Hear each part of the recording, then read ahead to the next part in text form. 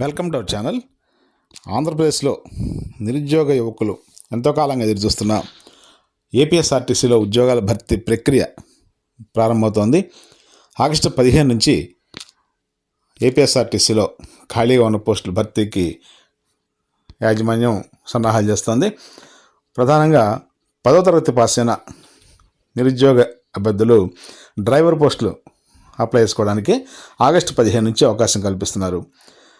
మొత్తం ఖాళీలు 1500 పైగా ఉన్నాయి. అయితే ఇవి రాష్ట్ర వ్యాప్తంగా ఏ డిపోలో అయినా పనిచేసేందుకు సిద్ధంగా ఉండే వాళ్ళు మాత్రమే అప్లై చేసుకోవాలి. దీనికి సంబంధించి ఏజ్ లిమిట్ 22 సంవత్సరాల నుంచి 35 సంవత్సరాల మధ్యలో ఉండాలి. అయితే ఎస్సీ, ఎస్టీ, బీసీ, ఈడబ్ల్యూఎస్ అభ్యర్థులకు 5 సంవత్సరాల వరకు వయోపరిమితిలో సడలింపు ఉంది. అంటే 22 సంవత్సరాల నుంచి 35 + 5 అంటే 40 సంవత్సరాల వరకు ఈ రిజర్వ్డ్ క్యాండిడేట్స్ అప్లై చేసుకోవచ్చు. అయితే ఎక్స్ సర్వీస్ మెన్కి 45 సంవత్సరాలకు కూడా అవకాశం ఉంటుంది. ఇక్కడ డ్రైవింగ్ అనుభవం కూడా చూస్తారు. అంటే కనీసం 18 నెలల హెవీ మోటార్ వెహికల్ డ్రైవింగ్ అనుభవం అనేది తప్పనిసరిగా ఉండాలి. హెచ్ఎంవి లైసెన్స్ కూడా కలిగి ఉండాలి. ఈ డ్యూటీస్ అవసరమైనప్పుడు మాత్రమే కాల్ చేస్తారు. అంటే ఆన్ కాల్ అంటారు దీన్ని. తప్పనిసరిగా అవసరమైనప్పుడు మాత్రమే పిలుస్తారు. అప్పుడు డ్యూటీకి అటెండ్ కావాల్సి ఉంటుంది. శాలరీస్ ఏపీఎస్ఆర్టీసీ నిబంధనల ప్రకారం పే చేస్తారు. ఈ దరఖాస్తుల ప్రారంభం ఆగస్టు 15, 2025 అంటే ఆ రోజు నుంచే ఈ మహిళలకు ఉచిత బస్సు ప్రయాణం ప్రారంభమవుతుంది. కాబట్టి అవసరమైనటువంటి డ్రైవర్స్ని తీసుకుని విధులకు పంపిస్తారు. వీళ్ళకి సంబంధించి ఫిజికల్ స్టాండర్డ్స్ కూడా కనీసం 160 సెంటీమీటర్లు ఎత్తు ఉండాలి. అంటే అడుగుల్లో అయితే 5.2 ఫీట్ ఉండాలి.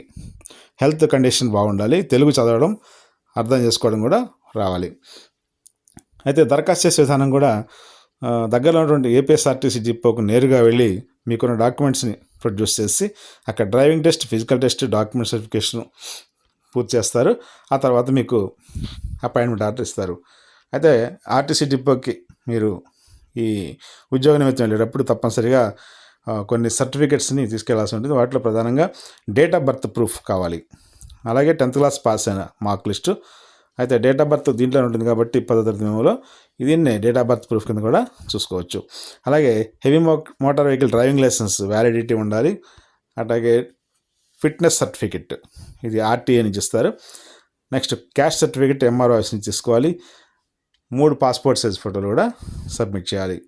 ఎక్స్ సర్వీస్ మెన్ అయితే వాళ్ళకి సంబంధించి డిశ్చార్జ్ సర్టిఫికెట్ కూడా ప్రొడ్యూస్ చేయాల్సి ఉంటుంది.